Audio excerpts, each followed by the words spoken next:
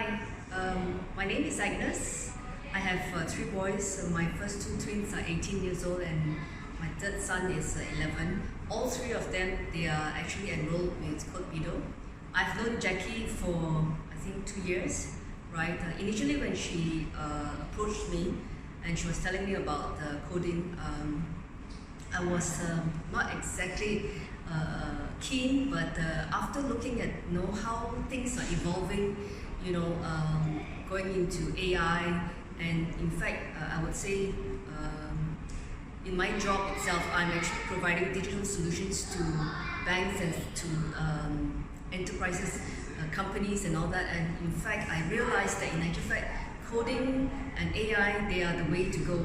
And therefore, after considering, right, it is good to actually have my kids know coding from young.